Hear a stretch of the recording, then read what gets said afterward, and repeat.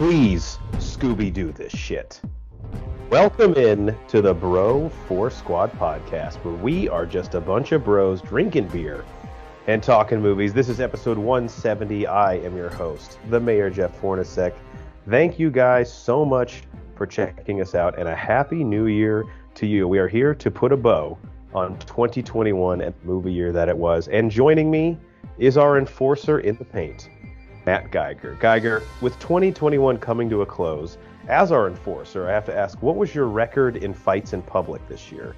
Because you've been like the Roy Jones Jr. of kicking people's asses in Target parking lots. It was 99.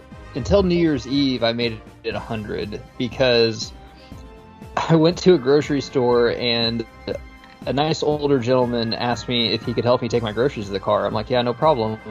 And he asked me if I frequently grocery here. Is that the right word? Shop? And I said, yeah, I do.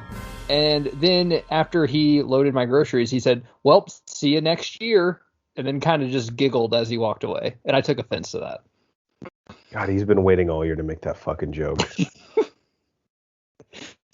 It is a good joke because like the next day it's like next year. I'm like, but then you should just drive back to the store and be like, oh, I saw you again this year, fuckface. Tip of the cap. You know he probably said that the entire day. He's just like, and he has like the Leo face from Django after he does it. Where he like turns around. That's not even a dad joke at that point if he's that old to be like a granddad joke. Oh, that's a grandpa joke for sure. Which is more cringe than a dad joke.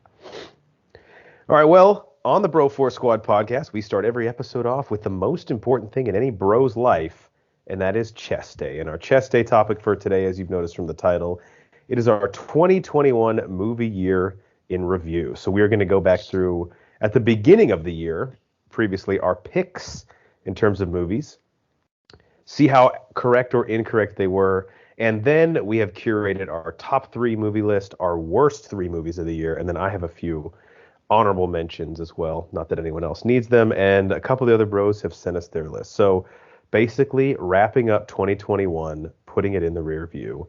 Geiger, before we dive into this, theaters returned in 2021, which was nice. But what do you remember, if you had to like summarize 2021 as a movie year, how would you describe it to people? Because some things were still pushed, like Top Gun and a few others. Yeah, like, you know, movie theater experience definitely came back, especially toward the end of the year. It seemed like during the holidays, if the people who did give a fuck about COVID was like, well, we don't give a fuck anymore, you know, like it's Jesus' birthday, so let's just go out and watch Spider-Man. I'll have to say what came back for me, Jeff, is nostalgia. Now, it's always been back because Hollywood can't come up with a new creative idea. And I guess that's all I'm going to say about it because I'll give away like a lot of my top 3. But they did it right this year, man. Yes, a lot of different movies where I'm like, yes, I'm like, where has this been the last 10 fucking years? So I'm glad you said that because as I'm looking through both what our predicted top and worst movies were for the year and then what they ended up being, a lot of, like you said, nostalgia, either reboots, legacy sequels, or just old characters that we got to see again. But I agree. I think on the whole this year, nostalgia was done properly. And we're going to get into that. I think that will be the theme of the night, kind of. Right. Is playing all the playing the classics, but that's what you don't go to a Journey concert and want to hear fucking B-side. Let's play Don't Stop Believin', Send Me Home Happy. Exactly. All right, so at the beginning of the year, and we're going to do this again for 2022. This will probably be our next episode, but we do our year preview where we make some bold predictions that inherently usually end up wrong, specifically in Banner's case. Since he's not on the pod, we'll make fun of him the most. The first category was our most anticipated films of the year. I said Godzilla vs. Kong and Halloween Kills. Banner said Mortal Kombat. And then you said, Geiger, I actually liked the theme you went with, 2 documentaries. You had the Tiger Woods documentary, and Get Back, the Beatles documentary on Disney+. So the Tiger documentary came out in 2021. That seemed like I watched that 8 years ago. Okay. I know. So I guess first, how do you feel about your picks for most anticipated? How do those end up looking a year later? I feel really good. The Beatles documentary just came out on Disney+, and I haven't got to check it out. But I've heard really good things on it. I'm waiting for the Tiger one. I actually waited a long time for, and this is why. I wanted to be in a certain mood, and it was like after I shot a good round of golf, I wanted to like get a pizza and drink a beer, and I was playing really shitty then, so I had to wait. And then I actually played a good round, and I watched it, and it was very fulfilling. Yeah, I think, I'm going to mention this again at the end, but compared to 2020, I think this was actually a pretty weak year for documentaries. But Tiger, to me, was the one that I enjoyed the most. Oh, Tiger was really good. Now, Banner's pick of Mortal Kombat, man, that just scratched an itch. Again, playing to nostalgia. It's not a good movie, but it's what Mortal Kombat should be as a movie. That's what we needed right now. Yeah. And then Godzilla vs. Kong for me, again, play all the fucking classics. What did I want?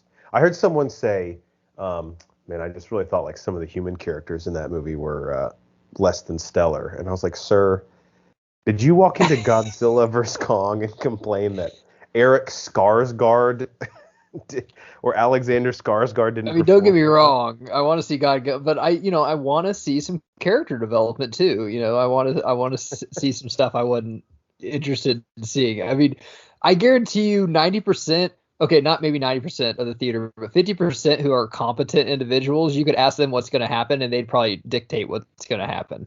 Yeah, I don't need to see Rebecca Hall crush it in Godzilla vs. Kong. It's like if you go to a boxing match and you know someone's going to get knocked the fuck out, I mean, but you still want to see it, but you already know what's going to happen. Exactly. And then Halloween Kills. Did you actually ever end up seeing this? I did not. I'd be interested to hear your thoughts. Man, Cycling and I did a review on it, which you should check out, but I liked some elements of it, but the more it sits with me, it just feels like it's a weird movie. Like what they chose to do with it is really Jamie weird. Lee Curtis back? She is. I heard there's some crazy kills. Like it's like the most brutal Michael Myers has ever been. That's what I've heard. Yeah, Michael, that is the one thing that really propped this thing up for me. He does a lot of he's like a ninja in this one in the sense that he uses his environment to kill people a lot. So there's one particular really good kill with a fluorescent light bulb. Nice. Liked. All right, so our biggest sleeper movies. These are movies that were not getting a lot of talk at the start of the year that we thought could jump up and surprise people. Banner said The Kingsman, which I think just came out. There's no way. Yeah. There's no way. It came out with Spider-Man. Okay, that's good marketing. Good idea. Geiger, you said Judas and the Black Messiah, which again, very early release in the year. I'm glad that's one fantastic. That's one nice thing I like about this is we forget about some of these movies that came out at the very start of the year. My sleeper movie, big mistake here, Infinite, that Mark Wahlberg, Chiwetel Ejiofor movie that came out on Paramount Plus. Yeah. I got halfway through it. I was like, I can't fucking do this anymore. Absolute pile of dog shit, which Antoine Fuqua directed. Who did like The Equalizer and Does Wahlberg care anymore? We keep saying like, man, when Wahlberg tries, I'm like, when was the last time he tried? The Fighter, The Departed. The Tom Holland one, I think he's gonna try.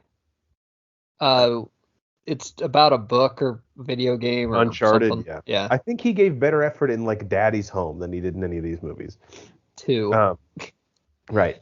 And then the other one I said is my biggest sleeper was Deep Water, which got pushed to 2022. It's a Ben Affleck, Ana de Armas movie, which I'm still excited about, but Can't Hold Me Accountable for that didn't come out. And I know you feel good about Judas and the Black Messiah. That was one of your favorite movies of the year, right? Yeah, I feel really bad about when it came out because I thought that would get some Oscar love. Maybe still will, but it came out, I think, in February. Yeah, and I believe, did it come out directly on HBO Max or was it? Theaters were open then. I think it was one of those, hey, you can watch it at home or you can pay to go see it, which Judas and the Black Messiah is not, like a, hey, honey, let's go see this movie at the theater. It's not a fun movie to go see. Unless you're trying to recruit her for the Black Panthers, which maybe, yeah. I don't know. All right, last category before we get into our top list for the year. Biggest flop. So basically a movie that we thought was just going to fall flat on its face. This one we're typically right. So this year was a little interesting. Geiger, you said Jackass Forever, which I thought actually came out this year, but when I looked it up, it's been pushed to March of next year. I still like that pick. And the reasoning behind it was great. You were like, we're the Jackass demographic, and I'm definitely not seeing it. So who is Don't this? care. Right. And it's not even from the standpoint of like, oh man, this is really sad and pathetic. I'm just like, this just isn't entertaining to me anymore. Banner said Free Guy, that Ryan Reynolds movie. I heard mixed things. I I Oh, didn't see it. I've heard from the people I heard it was good. I don't trust. So yeah, that's one I missed as well, so I can't really weigh in on it.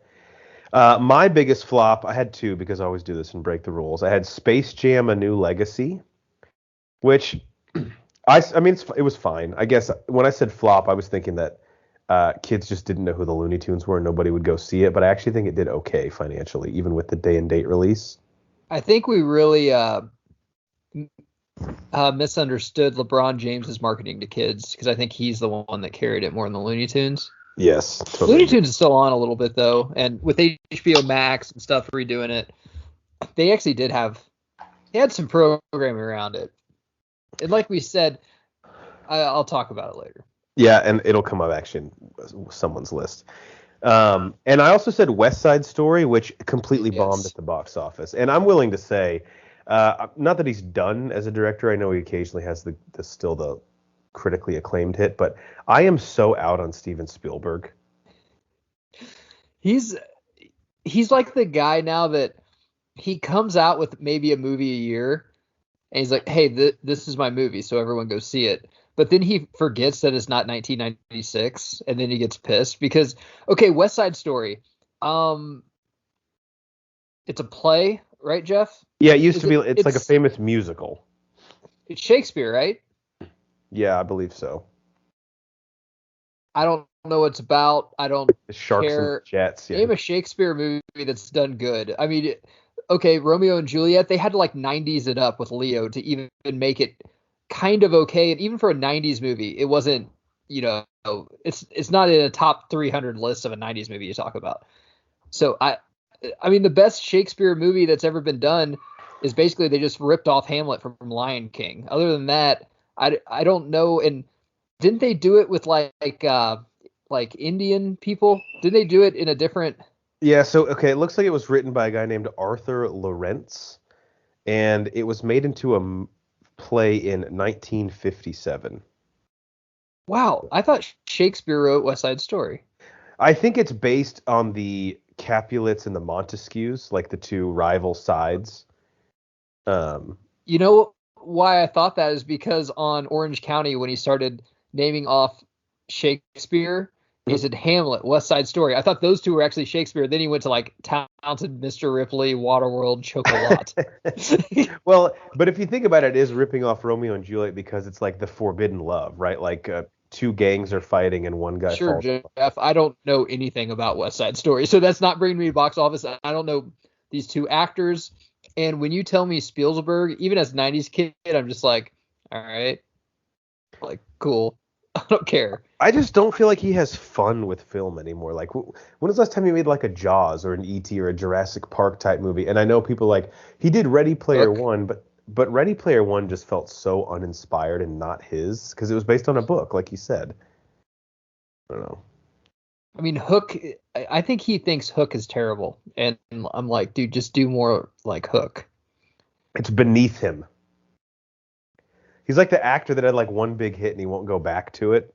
Like David Schwimmer. Like, look, you're Ross from Friends. The only reason I remember looking at that movie, I don't remember much from the movies you're saying, but I do remember looking at that. I'm like, dude, that's down. But I remember La La Land came out. And even though that was a pretty good movie, I thought West Side Story was going to suck. But I'm like, dude, but it's got Christmas.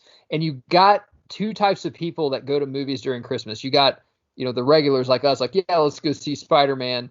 And by that time, I didn't know they were going to bring in everyone they're bringing in. But I'm like, dude, there's like the theater nerds and stuff, in high school is like, let's go see West Side Story.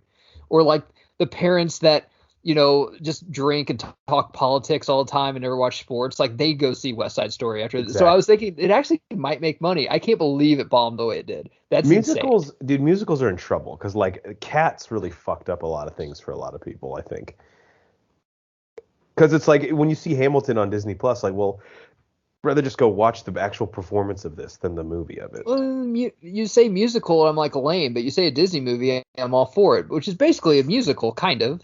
Sure. The good ones, yeah. Yeah.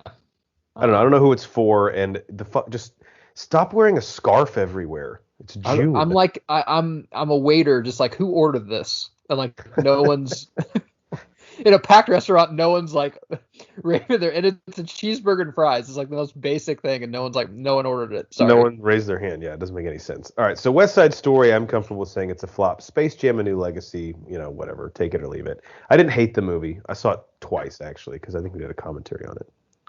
All right, our top 3 lists for the year. I have mine, Nate Thurman's, Cycles, and yours. Banner is currently on vacation in California, probably drunk as we speak, so he was unable to get us his top 3 lists. Let's start with our number 3. Does that work for you? He's probably getting drunk. He's 2 hours behind. Oh, that's right. But he's the type of guy, he'd be 2 hours like behind. He'd be like, I got to play catch up. Like, he's no, like, it's 8 o'clock. It's 8 o'clock where I'm from, so I need to like get hammered. Got to play catch up. No, but you actually have more time. He's perfect there because he can just wear his Hawaiian shirt unbuttoned, and he just fits into the scene. Where it's a little weird when he goes out to a TGI Fridays like that. All right, our top 3 movies of the year. I cheated, of course. I have a 3 and a 3A. My 3A because it actually came out December 25th of last year, but I didn't see it till this year, so I wanted to give it some love. But first, my number 3 is a movie that I know you saw. Shocked the hell out of me. I think maybe my favorite performance of the year, and that is the Disney movie, the origin story, Cruella, starring Emma Stone. This was one I saw in theaters earlier in the year, rewatched on Disney Plus. It held up. I just thought it was a really unique take on a character that I didn't really think I was that interested in. And I think more so than anything, I just thought Emma Stone was having the fucking time of her life, and it was fun to watch her. What did you think of Cruella? Because you did see it, right? You saw it in theaters with your wife. Oh, absolutely. I saw it in theaters. It was one of the first movies me and my wife saw in theaters since having a kid. We got like my parents watch them and stuff. Ton of fun. Definitely Michelle Pfeiffer vibes from Batman Returns. And we go on and on about Emma Stone. I hope she gets an Oscar nom for this, but also the supporting cast. The 2 guys she had on there were fucking perfectly cast. The guy from Yesterday and the other guy from the Tanya Harding movie, like so fucking good as like they're like just the dumb lackeys and provided comedic relief that Disney's perfect at. Like Disney has comedic relief in some of these darker films, but it's not ill-placed. It waits for its time. It lets the game come to them. Disney lets the game come to them on comic relief. It doesn't push it down your throat like DC does sometimes. And I'm like a DC fan, but my God, it was a great movie, man. And once again, kind of gave kind of a sympathy for the Devil, Rolling Stones at the very end, which I fucking love. The soundtrack on it was perfect, and then that movie good. At the end was great, and they didn't have some weird chick singing it. They actually had the Rolling Stones in it, and it was Sympathy for the Devil, because at the end I'm like, all right, I see where Cruella's coming from. And what does every great prequel movie want to make you do, Jeff? I wanted to watch the original 101 Dalmatians. I even wanted to watch the ones with Glenn Close that came out when we were probably in 5th grade or 4th grade or something like that. Great movie, and I hope they make another one because they definitely set up for it. Yeah, one of those came on. It was on like Freeform. I was flipping channels. I watched 10 minutes of it, and I was like, "Ugh, this is gross." But it did. That's what it wanted to accomplish. The original Disney one, I think, would hold up. I think I'd enjoy it. The first. I don't think the Glenn Close one I'd like. Yeah. And then I just have to give a shout out to Emma Thompson as the bitch boss of Cruella. I mean, just perfect for that role. Oh yeah. Absolutely. All right. So what's your number? Yeah. Oh, sorry. But the gay guy too, that makes all the clothes was fucking great. John McCrea as Artie, I believe. Yes. He was fucking fantastic too. And Mark Strong, and no spoilers, but Mark Strong is like the assistant to Baroness. Yeah. He's good in everything that he's Everyone was very well casted in it. Great movie. Yep, and it's tough because when you see something that early in the year for it to still make your top 3 list, especially with, I know we'll get into some of the movies in December. I think December was overall one of the strongest months of the year. So a testament to Cruella to hold up. Do you want to do your number 3? Do you want me to do Thurmond or Cycles? go with one of them. I'm gonna get a beer. I'm All listening right. now. Nate Thurman's number 3 movie of the year was The Guilty, which is the Netflix movie with Jake Gyllenhaal where he plays the 911 operator. Did you get a chance to check that one out? I saw it. No. What's it on? It's on Netflix. No, I didn't. Yeah, very good. Jake Gyllenhaal plays a 911 operator who gets a call from a woman that claims she is being abducted in the backseat of someone's car, and the movie takes off from there. Very interesting twist at the end, and it's one of those movies that's kind of like frenetic in the sense where like it's nothing really happens for the first 10 minutes, and it's like breaking for the next hour. So The Guilty was Nate Thurman's. And again, I always loved seeing, it's basically like Phone Booth, like Jake Gyllenhaal in a room by himself. Can he carry the movie? Yes, he can. All right, Cycly's number 3, and remember this because he did something pretty cool with his list, was the movie The Green Knight, the A24 movie with Dev Patel. It was kind of like a science fiction meets King Arthur movie. And Cycly called me to give me his description of why he liked it. He said, visually, it was crazy. It was psychedelic. It took chances. Costuming was awesome. And then it might show up again on a list today. Okay. That's all I'll tease. So The Green Knight was his number 3 movie of the year. What was your number 3 favorite movie of the year? It's going to surprise you, all our listeners, and the other bros. HBO Max just finished it last week. King Richard. Wow, really? Fantastic movie. Awesome. Okay. And I don't even like Will Smith. I'll say I don't like Will Smith most of the time. I'll say that. My wife is really big into tennis. I like watching tennis. I think it's kind of like World Cup for me. You know, if it's Wimbledon or something, I'll watch it. Pretty cool. I love watching women's tennis just because I think I know more women tennis players than I do men.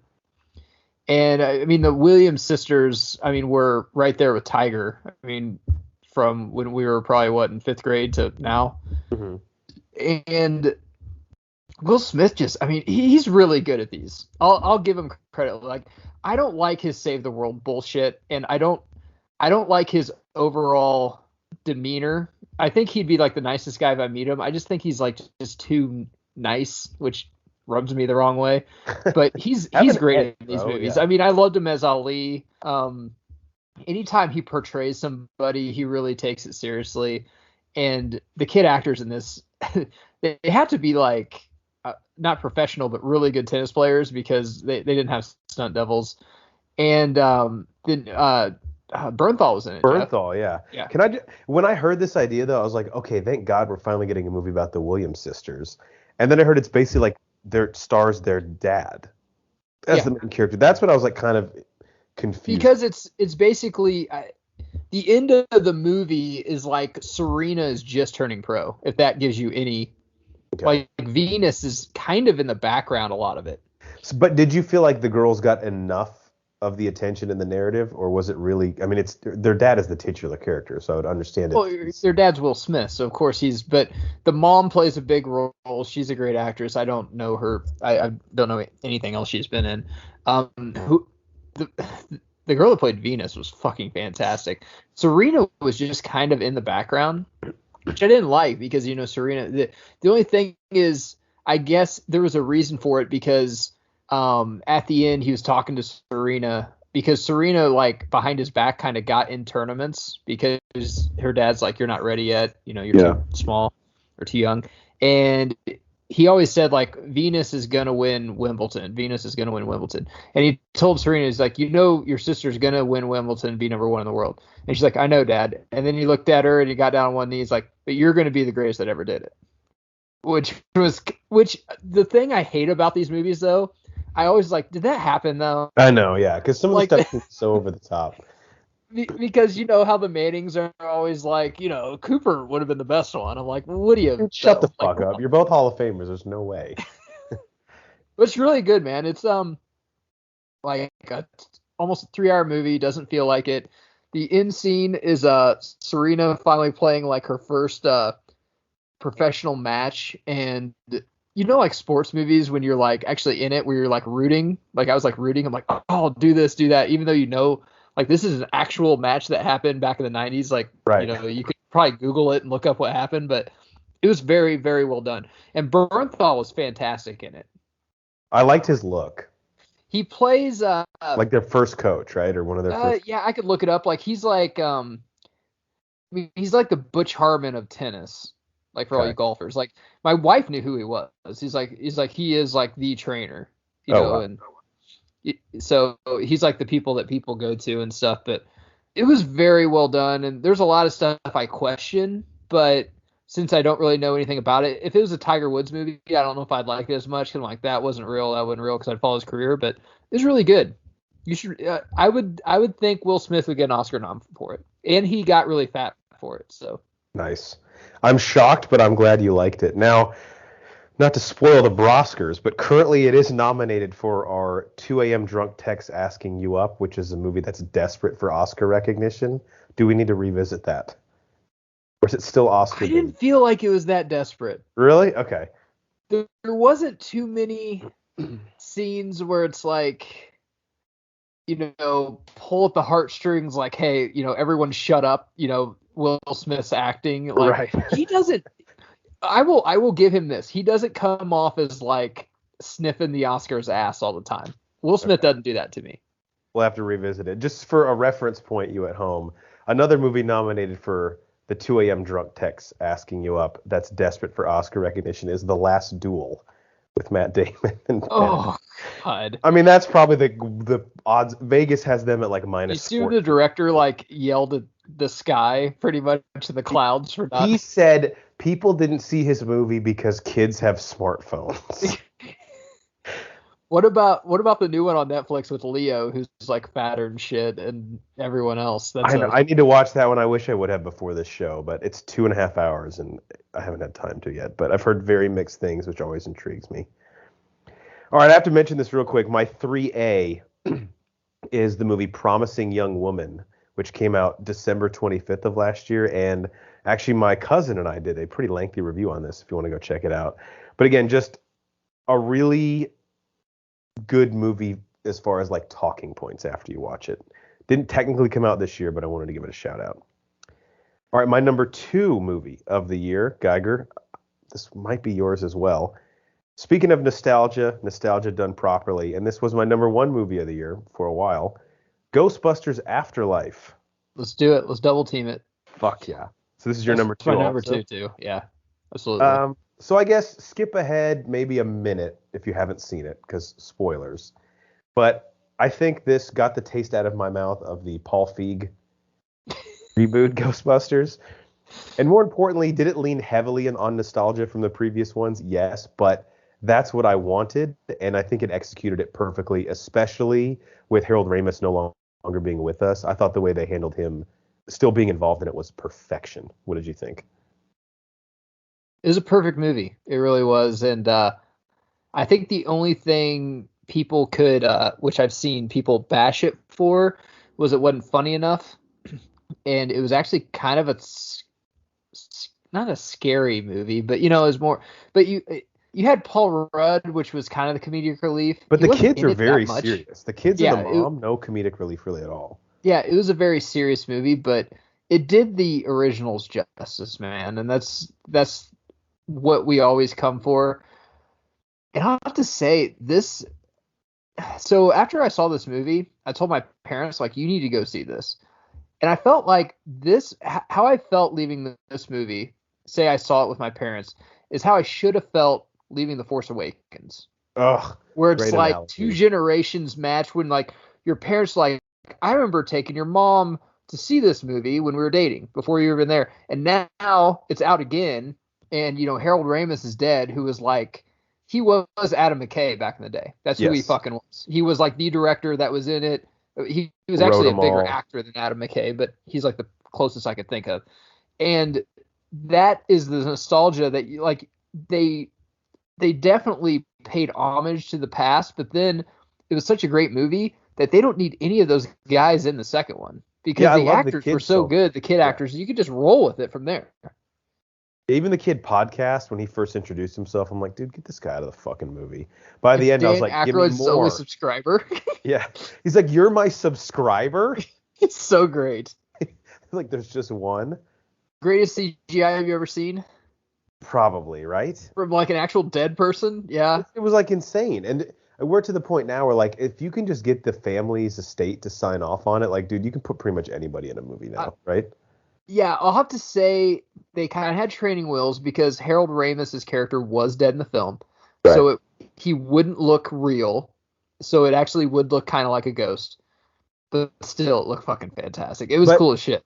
The opening scene where he's like, they did a good job of keeping him in shadows, you know, when he was alive. I thought that was really well done too. And I liked how they just kept it till the end. You know, some of these movies, you know, they, you know, don't have them in the whole movie. Just keep them till the end. Like let the new stars, you know, do their thing to, you know, keep on the franchise and stuff. But great fucking movie. Yeah, that's a great point. It let the new characters breathe, and then when it needed to, it made the call to the bullpen and brought back. It definitely went down on like the fans too. Like so many Easter eggs, so many. It had Slimer in it. And then at the end, if you stayed, it was Sigourney Weaver came back. Yep. Like I mean, it was fantastic. Yeah, really good. All right, that's cool. We had the same movie too. She does look great. She's like ageless. Really whatever skin routine she's on, we need to get on that. Nate Thurman's number 2 movie of the year was the one we just mentioned, but we haven't seen. Just came out.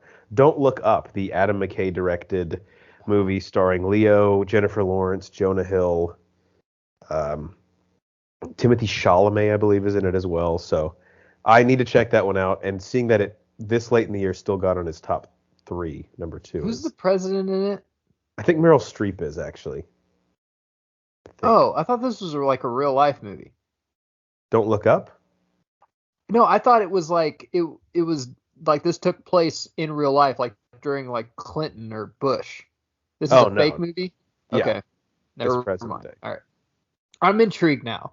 I thought this was actually something that happened during the Clinton administration, which no offense, when Hollywood ever like does something during like a president, like it's like take it with a huge grain of salt. Right.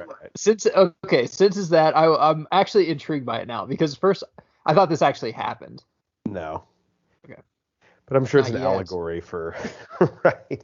Like wait till next week. And then Cycles number 2. I can't really speak to Don't Look Up because I haven't seen it. Cycles number 2 is the conclusion to the Daniel Craig James Bond film or franchise No Time to Die, which again another one I didn't see unfortunately, but Cycles and his dad are huge James Bond heads. They saw it together, and Cycles just said it was the perfect bow on his run as James Bond. Very emotional ending. And I guess his Bond movies, as opposed to really any other Bond, actually have a sort of one through line that runs through them, like a story arc, which was kind of unique, which I didn't really think about it that way. But like the Brosnans really don't connect at all. Connery's obviously didn't. Alan Moore didn't do enough. You know, like it's the first time we really had a James Bond whose movies connected, which is kind of weird. For better or worse. I can't get into James Bond. I never could. I can't get into Mission Impossible either. I don't know. Yeah, well, you're on your own with Mission Impossible because, you know, I'm still writing letters to the Academy that Mission Impossible Fallout got snubbed. Fallout Boy, yeah. Mission Impossible Fallout Boy. All right, our number 1 movies of the year. Let's go reverse order. So we'll start with Nate Thurman's. It's a movie that I remember him talking about on Protein Shake, but I hadn't seen. It's a Western, Matt, called Old Henry. Have you heard of this? I don't know if that's the one you told me to watch or not. So it stars Tim Blake Nelson, who you'd probably remember. He's from Incredible Hulk. He's from Oh Brother, Where Art Thou? Kind of a goofy one. You'd know him if you saw him. And the plot synopsis, according to IMDb, an action Western about a farmer who takes in an injured man with a satchel of cash. When a posse comes for the money, he must decide who to trust. Defending a siege, he reveals a gunslinging talent, calling his true identity into question. It's a pretty good fucking description for a movie. It's pretty fucking cool. I mean, it's better than, you know, like, hey, old retired, you know, wanted outlaw, like, hey, I'm not about that life anymore. And then they just keep testing him, and he's like, all right, well, one more time, he just kills everyone. I ain't who I used to be. I ain't that man no more. So Do old Henry and Nate's top 100 list is stacked with westerns. So I know it's too late to add this to his top 100 movies of all time. Possibly, maybe we'll see it later. But this I was his dream of a favorite day movie. where me and Thurman just tee off at 7 and get extremely drunk and just cook steaks on a stick like cowboys did and watch westerns all day. But in that dream, we'd also have to be single to accomplish it. So Yeah, or just tell your wives we're going on a cattle drive. yeah, So actually, the City Slickers thing, I could see me and Thurman doing. But once again, in that dream, we'd have to be single. yeah, you can get permission, maybe. We don't know. All right, Old Henry, Nate's Okay. movie of the year. Cycly's number one movie of the year, Judas and the Black Messiah. Huh. Yeah, All right. we've been pumping this movie up a lot. Is it still on HBO Max? Because I know they take their shit off and like put it. I don't think it is. It might be back on. I think they just take it off to get like a little bit more theater shit, and then they put it back on. I don't know. It's a movie that's good. It's better than good, but it's another one that I'm like, I don't think I'll ever watch it again. Yeah. It's like The Revenant. It is currently nominated for Bros Best Picture. It's like keto. You do it once to say you did it, but you're never gonna do it again. Come on. And it works, but it's Put like the book away. Recipe Cross it book. off the Get book. out of here. All right, so what is your number one film of the year? I think we might have the same one. Say it. It's gotta be, right? It's gotta Yeah. be Spider-Man. Spider-Man No Way Home. I mean, It's fucking gotta be. God, I saw it with my mom. Everybody was crying. Everybody was clapping. Theaters were back. It was an Avengers Endgame type experience that I'll remember for 20 years. It was way better. I will say this. It was Sorry, way real quick. Skip better ahead than a Endgame. minute. Skip ahead a minute if you haven't seen Spider-Man No Way Home. Sorry, Matt. Okay. And we're back. Yeah. It's way better than Endgame, and this is why to me. First off, I would say, okay, take out the Keaton Batmans because Kilmer killed it. Comic books were dead. X-Men brought them back, but what really fucking brought it back was the first Tobey Spider-Man. I mean, Yeah. it was the biggest fucking movie of all time. Because even in Entourage, they were talking about like, that's the biggest premiere of all time. Fucking biggest. Yes. And it was the perfect comic book movie. I'll still watch it. I mean, Macho Man was in it. Bonesaw.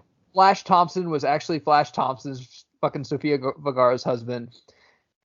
Defoe was great. Everyone's casted perfectly. Defoe was awesome, and he's just as good in this. Kristen Dunst was great. I Yeah. mean, and everyone was at their peak. So William Defoe was like, that was his like Jack Nicholson role. You had Franco coming in. You had Kristen Dunst right off Bring It On. Then Tobey Maguire, who's like going to be like the next Leo. Everyone was fucking just on their way up. I still remember going to the pool that day on a Friday, just pumped to fucking see it. And all my friends laid by the pool all day, then went and saw it. Got my first hand job in the theater to that movie. Always Nice. fucking remember.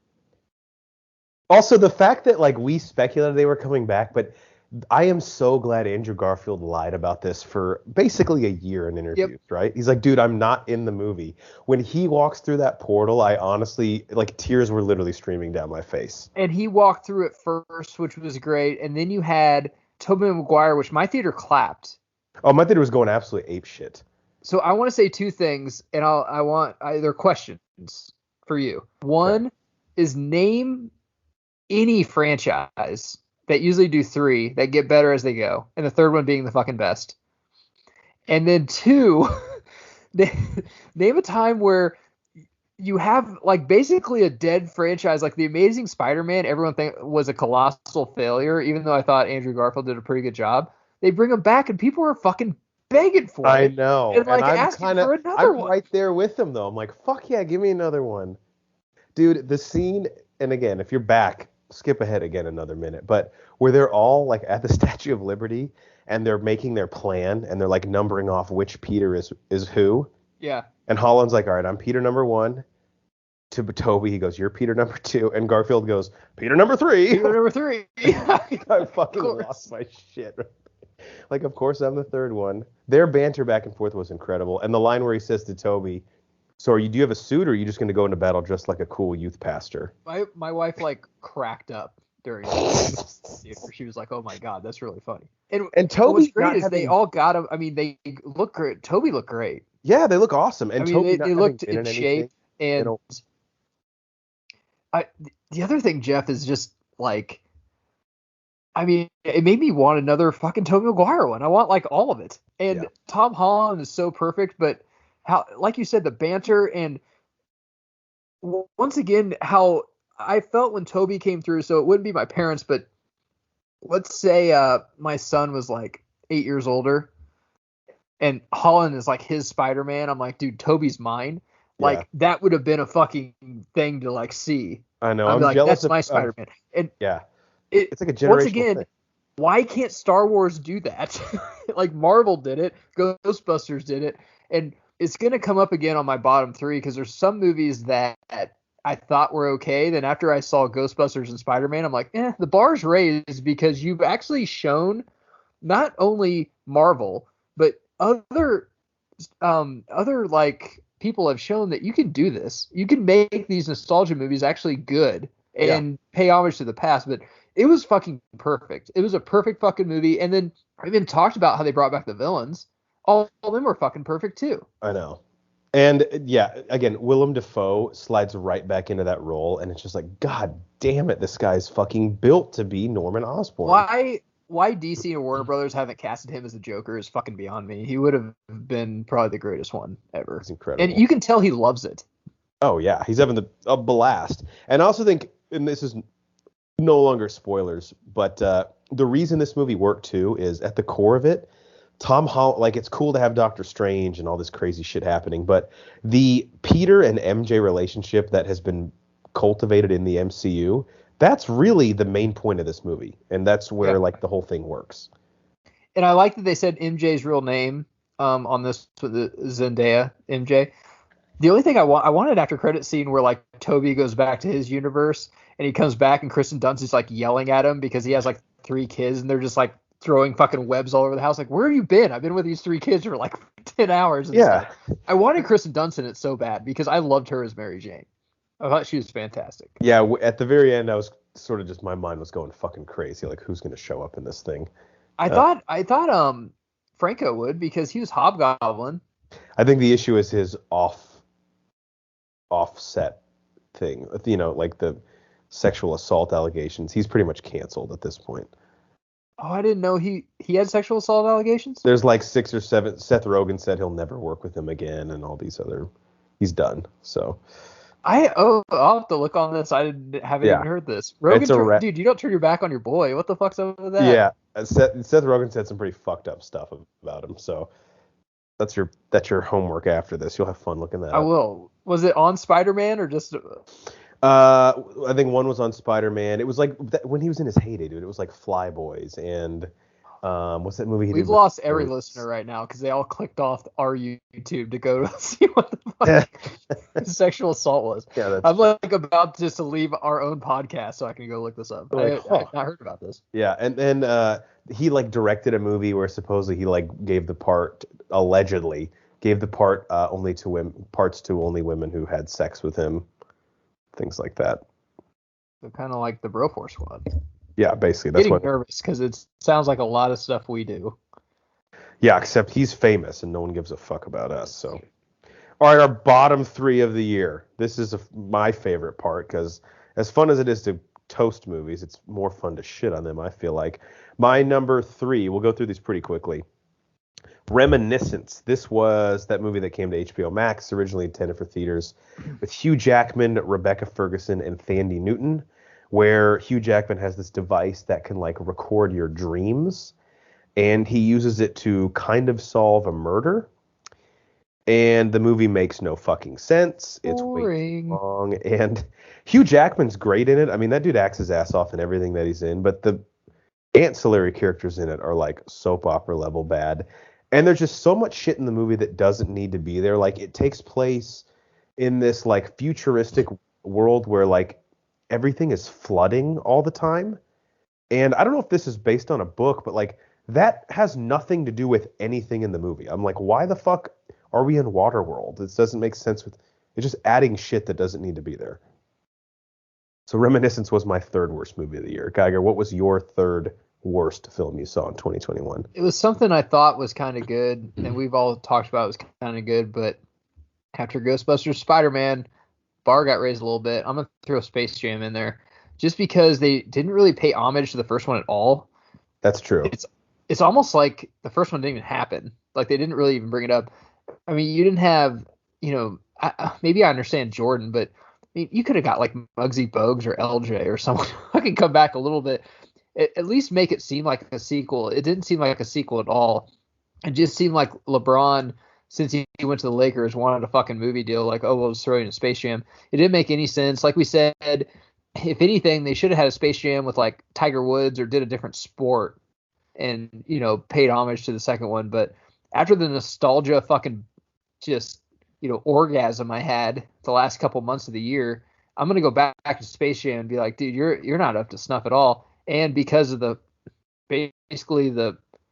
marketing you're carrying with Space Jam, it should have been a lot better than it was. Yeah, and now that you mention it, like, I think the concept of it, maybe with a different sport, would have really interested me. Like, even do like a football player. Tiger Woods would have been cool. Yeah. In football, you could have been like, I don't know. Patrick Mahomes, I don't know. Like Patrick Mahomes would have worked. Yeah, any of that. Baseball, you could have done maybe. I don't think any of the stars are that big. But the market itself, so yeah, be like, no, we're not interested. Good pick. All right, Cycly's number 3 worst movie of the year is also his third best movie of the year, and that is The Green Knight. And he called me and said, "It looked great. It was so creative. It blew my mind. I also left having no fucking idea what it was or why I watched it." And I compared this to Tenet for last year for me, where I sat through it and I'm like, I think this is good. But Cycly said he did about 4 hours of Reddit research after this and still doesn't know what the fuck it is. You're the beer nerd at the bar that's too scared to say that they like it because everyone else might say it's the worst fucking IPA I've ever had. Yeah. That's a great analogy.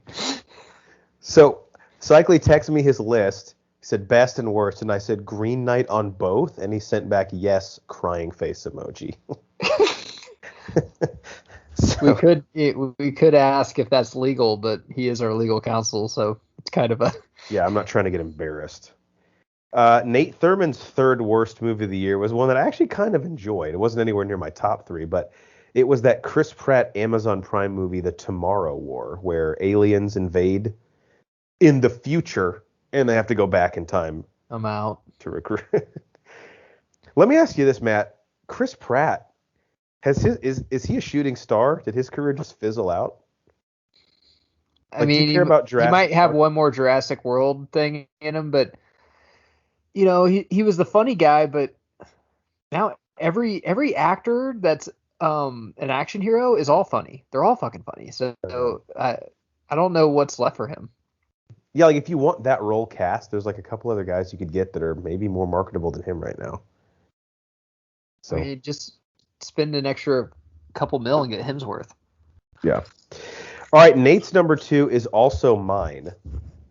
Second worst movie of the year, and that is The Little Things, which this is definitely Oscar bait as well. I don't know if you saw this, but came out earlier in the year. Denzel, Rami Malek, and Jared Letoing all over the fucking place. Did you watch this? I did, finally. I realized that Rami Malek was perfect for Freddie Mercury, and that's it. I don't think he has anything else. He was good in a USA. Like they'll say iRobot was good. I'm like, dude, that was a USA show. Right. Name one other USA show that's ever been fucking good. Denzel is Denzel. I love Denzel. And Leto is really wearing thin on me. Even though like my wife would like bang him in front of me, but he's getting to Tom Hardy levels with me, Jeff, that I'm done backing him. I know. He just like, look, I appreciate when an actor wants to bring something to the role, but he adds all this fucking minutia to his characters that just distracts me, and it's so self-serving. Like the way his character like walks with his stomach sticking out, the director was like, dude, why the fuck are you doing that? He thinks he's Daniel Day-Lewis, but when Daniel Day-Lewis does stuff, you don't really notice it. Right. And then when someone brings it up, you're like, did you see what he did in that scene? You're like, oh, I didn't even notice that. That's awesome. Leto does it to be like, hey, I'm acting. I'm doing something that's not in the script. Remember when I sent you condoms to the rest of the cast? Yeah, Jared, actually, they all really wish you didn't do that. Well, I will say this every single time he's brought up. He was in the mountains doing God knows what and came back and didn't know what COVID was. Yeah. That's all you have to know about Jared Leto. Of course. Yeah, no phone, no nothing. Of course. So what is your number 2 worst movie of the year? Suicide Squad. Really? I've already talked about it. It's fucking awful, Jeff. I mean, it's just worse than the first one. The fucking John Cena spinoff with HBO Max looks dumb as fuck too. And if you like, the one thing I hate is that we're getting new subscribers, and a lot of people probably think like, well, he's a Marvel guy. I'm like, I'm a fucking bigger DC guy on you, but this fucking sucks. Like, this shit sucks. And them trying to make Suicide Squad, like, the ship has sailed. And, you know, if really think about what that means. The ship has sailed. You made a fucking trailer that was badass, the original one with Leto, and then you changed it all up because a movie that barely connects to it at all, like, had mixed fucking reviews. So you made it lighter, threw a Queen song on it, and fucked up the whole script when you got in a director that did fucking Training Day and keeps saying that you ruined his vision. And now you're just keep trying to re-fucking do it. Even though, like, it's confusing. It's not confusing. It's almost like, do you think I'm this dumb? So is this Harley Quinn also in Birds of Prey? It's the same actress. Is it also in the first one? And it's just terrible. And they're just trying to be Guardians of the Galaxy so bad that they get the same director from Guardians. Just do Guardians. I'm like, why don't you do fucking Suicide Squad like the comics? Why don't you just do it? I had some fun with this, but I do agree. It's like, even the title basically being the same thing. Like, I know someone at home's like, excuse me, it did not have the word the. So it's like DC, what they do, and I am the Marvel guy in this show, but if you ask me to name my top 10 superhero movies, I bet at least half of them would be DC films, because I got 2 of the Dark Knights in there right off the bat. You might as well just throw in the Batman, because that Pattinson one's going to be in your top 10. So let's just already slot that in. But it's like, the things they do, like, you just can't do. Like, if they don't like a movie, then they just act like they didn't make it, or like cast the same people because they like the casting, but they're like, well, that's out of continuity because we think it's stupid. And we've talked about legacy reboots and how we think it's cheating, even though, like, we give Halloween a break sometimes, even though they're like, oh, those 7 movies didn't fucking count. But at a certain point, it's like, you're like the little kid who's like trying to tell a lie that he has a pet Ewok, and every time he gets caught, he's like, no, I didn't say that. Imagine Brady saying, oh, that Super Bowl against the Eagles, I didn't win, so that one doesn't count. That one doesn't count. Just forget about it. 7-0 in Super Bowls if you take out all my losses. It's like, whatever, man. And just the DC, they just try so hard with comedy. And, dude, I like funny shit, you know, and I like raunchy stuff. But then after a while, I'm just like, you're just trying to be raunchy for the sake of being raunchy, and you're trying to, and they made it, like I said, it was a gore bath, but it had no place to, like, I like when people die excruciating deaths. It's fun to watch, but on this is like, it just seemed like, oh, we're just gonna make it like way more fucking rated R and like guns and stuff, and I'm like, but it didn't call for it at all. It was just terrible. Yeah. And I hate John Cena and him wearing the costume to the premiere. I'm like, God, dude, you're so desperate. They're just wasting Margot Robbie. She's a great Harley Quinn. I'll give her that. I mean, she would be great at anything. She'd be a great Selena Kyle. But fuck, they just like, hey, do this. Just be Harley Quinn. If this movie sucks though, we're gonna throw you in another one. So don't worry about it. I kind of feel bad for her. I actually did read she's signed on to play Harley Quinn 2 more times. Who knows in what? Who knows if it'll connect to the. Okay, she's been Harley Quinn. She's the only Harley Quinn we've ever had on cinema. Mm-hmm. She might be in 5 movies, and 4 of them might not connect to anything that she else is. It's a good point. Just put that in your protein shake, shake it up and drink it, and then fucking talk to me. It's a little weird, yeah. Especially when you look at, and again, obviously I'm biased, but when you look at how well Marvel's been able to keep continuity between 25 movies and now 6 shows, it's like, no, they're not all great, but It's like your relative. Like if you don't like your fucking uncle, like he's still your uncle, you know? Oh, and let's just get Idris Elba since we can't get Will Smith. We won't make him the same character. We'll make him kind of close. Pretty much the same fucking backstory. And we'll do the shark instead of the crocodile this one. And we'll do the polka dotted guy. Just like the villain still sucks. The ending was the worst fucking thing I've ever seen. If they'd have a good villain in this, I might have actually given it like my time of day. King Shark is a shark. Oh, that's real clever. It's not at all like I Am Groot. All right, we're down to our number one, our worst movie of the year. So, a lot of. Oh, sorry, did we do our number twos? Is that where we're at? I mean, I did my number two. Okay, Cycly's number two is Space Jam: A New Legacy. Okay. I think that's the last one for him before his number one, which is Tom and Jerry. And Cycly said, he called me on the phone, he and his wife started this on HBO Max, and they had a competition to see which of them would tap out first. So let's see how far into this we can get. He said at the 6-minute, 11-second mark. That's a fun game. I want to play that with my wife. Pigeons started rapping, and his wife said, I simply cannot do this. So they made it 6 minutes and 11 seconds in. Cycly's not the one you want to play that game with because he'll watch the whole fucking thing twice. Banner's the one you don't want to play that game with because he'll put that movie on his top 3 of the year. Van will be like, it's a twice-a-year watch for me, Tom and Jerry. This is a fun movie. That's what Banner would say. You take it so seriously. Jesus.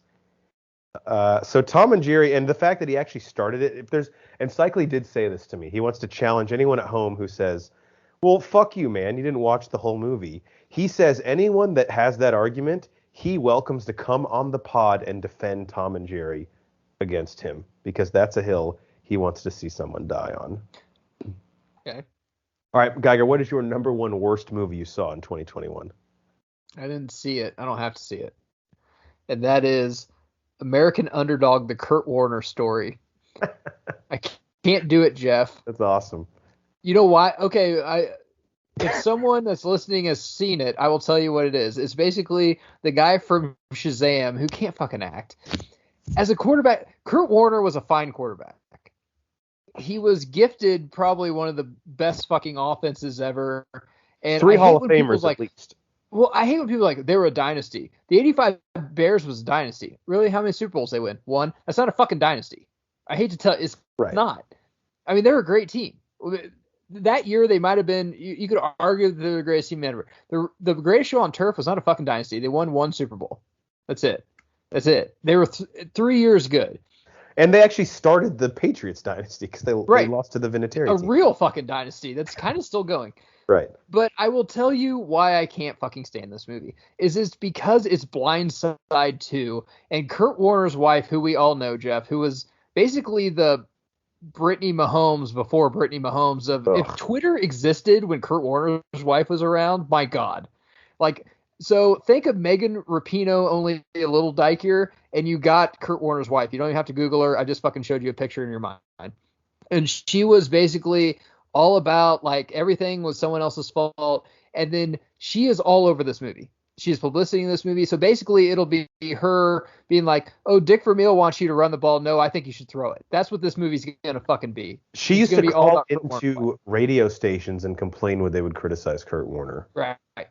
And Kurt Warner was a good quarterback. I don't know if he won a Super Bowl, so they might put him in the Hall of Fame, which is stupid because Marino didn't win a Super Bowl, but he might be the greatest quarterback ever. Right. And I don't think Kurt Warner is like, when I think of great quarterbacks ever, he doesn't come to mind.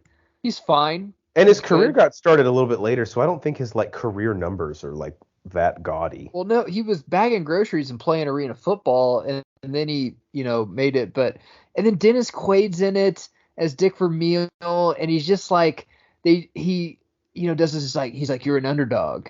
He's like, he says the fucking title in the trailer, and I already know what this is. This is a feel-good Christmas movie. Like, hey, you ate too much pie, but maybe in the new year you could go on a jog like Kurt Warner instead of bagging groceries. You could play in the Super Bowl and shit like that. It's like, I don't know, man. It just is fucking bad. It looks terrible. And the only reason that Kurt Warner was bagging groceries is because his agent probably sucked.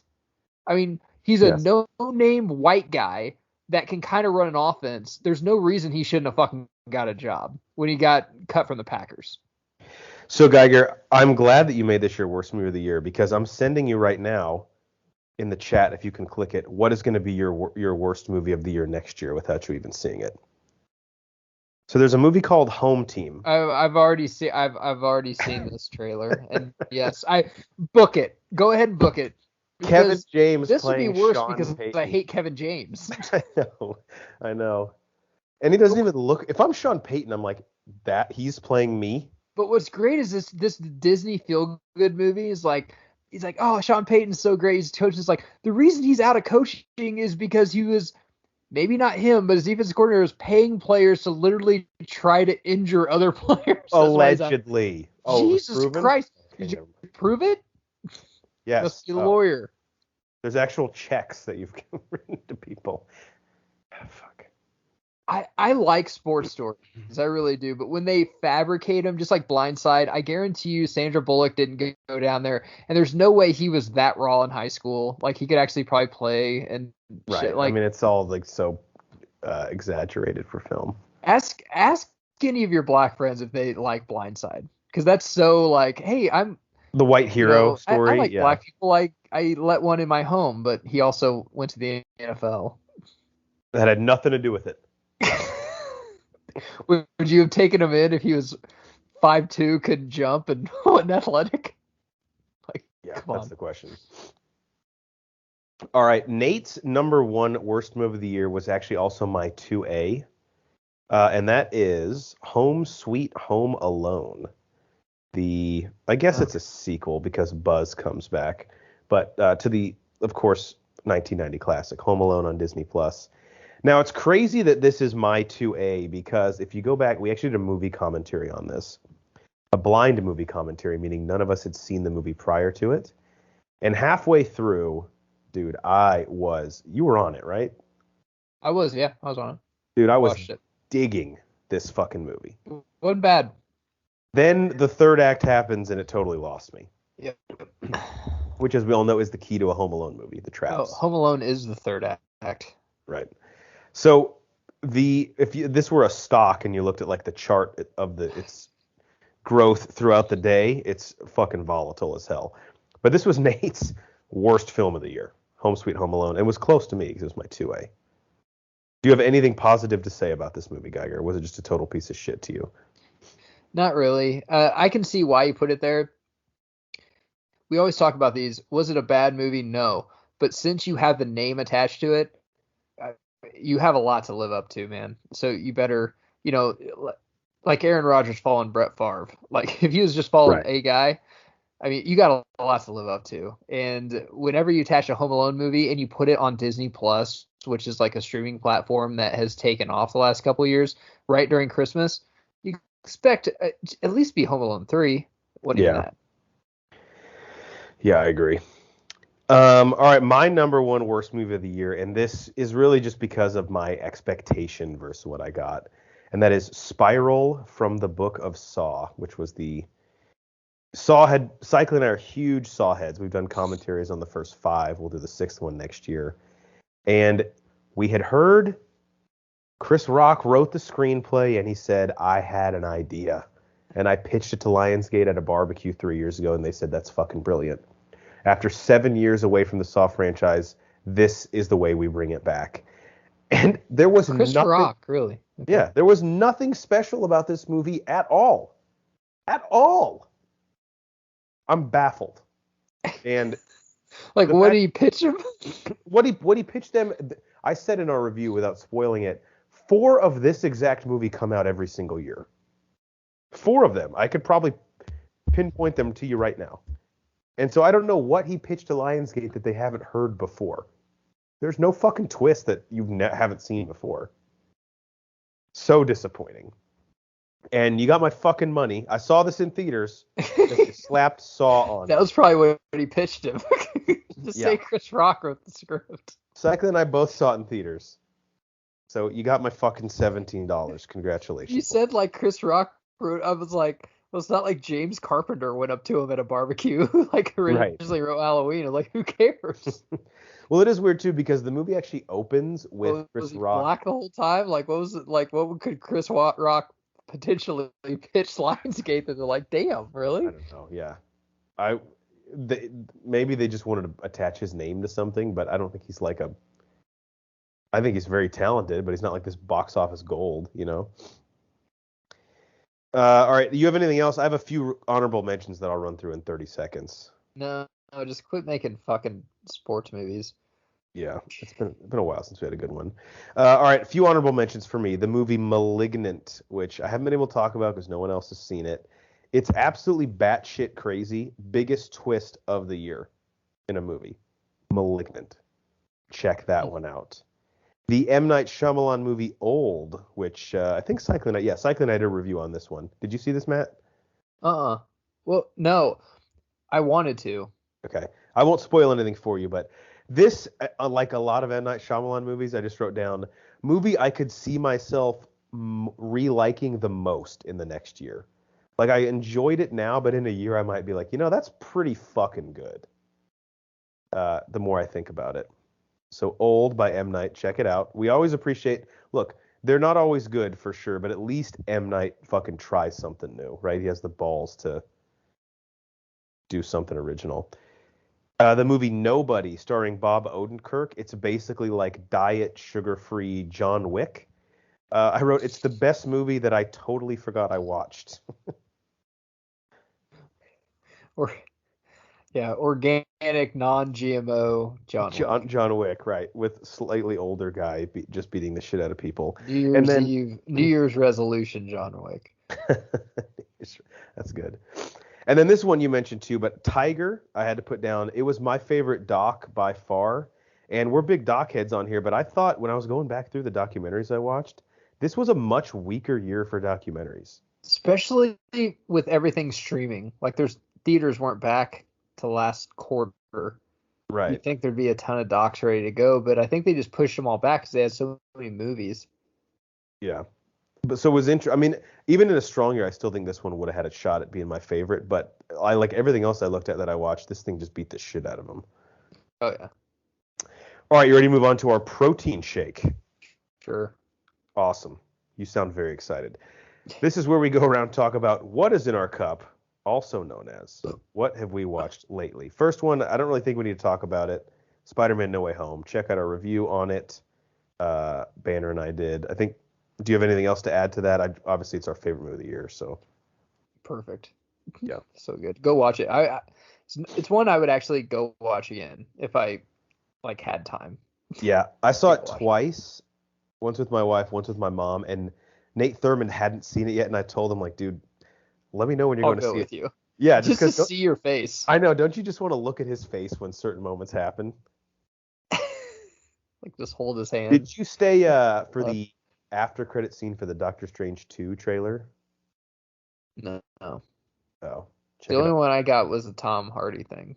Okay. Check it out on YouTube. They played it after the. Okay. Looks very dark. And the director, Sam Raimi, of the original Spider-Man is back. Yeah. We'll go round robin. I watched a movie called Dangerous Lies on Netflix, starring Camila Mendes, who's from Riverdale. And have you seen Palm Springs? She's like the chick getting married in Palm Springs. Okay, yeah. She's in Wolf of Wall Street then, too.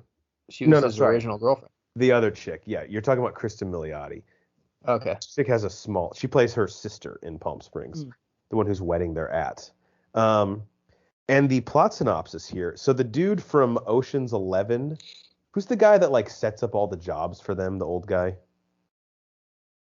Wants to give them furniture. He gets sick in the third. Not Carl Reiner, it's the other guy. Yeah, Carl Reiner's dead. Okay, yeah. So he plays an old guy who Camila Mendes is taking care of as part of one of those services where they're in-home caretaker or whatever. And she becomes good friends with him over the course of a few months, and he passes away unexpectedly. And unbeknownst to her and her husband, he leaves her his house and a fortune that they didn't know that he had. And complications ensue as they start to realize certain people who might be after them and her husband start to not trust each other. It is, I would describe as upper tier Netflix trash. Okay. I think it's a good watch with the wife, because it's trashy enough to where like you'll be into it, but also it's competent enough to where it's still fun. But her husband is Jesse T. Usher, who plays Will Smith's stepson in Independence Day Regurgence. Mm-hmm. And I have to say, he is one of the worst actors I've ever seen in my life. Like, utterly horrendous. It's called Dangerous Lies. I think I gave it like a 2 out of 5 on Letterboxd. All right, what's in your cup? What have you seen? First thing I think we have to talk about is I watched the Madden documentary. There's a Madden which I documentary? say, oh, dude. Was this planned before his death? I mean, I can't believe they could make it was on Fox on Christmas. Shit. What was it called? It was called All Madden. I'm surprised it was all over social media and all over like the NFL and everything. I fucked up. I totally missed it. So obviously, Jeff actually knows John Madden, kind of. Yeah, my uncle is very, very close with him. Was. Yeah. So I think they knew that his time was coming, so they wanted to do this documentary and stuff, and it's kind of perfect timing. But I'll have to say good and bad about it. One bad is I hated that Fox did it. Like, there's a lot of other people that could have done this. Like, I mean, this needed to be a couple parts. And I will say the saddest thing, especially after he died, is his own words saying, like, yeah, he's like, I've been a football coach, I've been an announcer, I've been a video game guy, I've been a pitchman. I mean, people forget, like, he was like Miller Lite. Like, he was part of, like, they had a Miller Lite athletic club with a bunch of old athletes and old coaches, and he was like the main pitch man for that when Miller Lite was first starting. Damn. And he said, all I want to be known as, though, is a coach. And that gets lost so much that he still has the highest winning percentage of any coach that has coached over 100 games. Like, oh, wow. And like Belichick isn't even close. Like, no other coach is close. Like, no other coach is going to fucking get it. He had that Raiders team that couldn't get over the fucking hump. He was the youngest coach at 32. Even though back then people looked way older, he looked 52. Yeah. But it does kind of suck just because of the generation. Like, no one, and there's not like YouTube of those games in like the 80s and 70s as much as there were in the 90s. But I'll have to say, with him dying, a little piece of my childhood died. For sure. Because when I was being a 90s kid, it wasn't Thanksgiving if you didn't hear Madden Summerall call the game. Yep.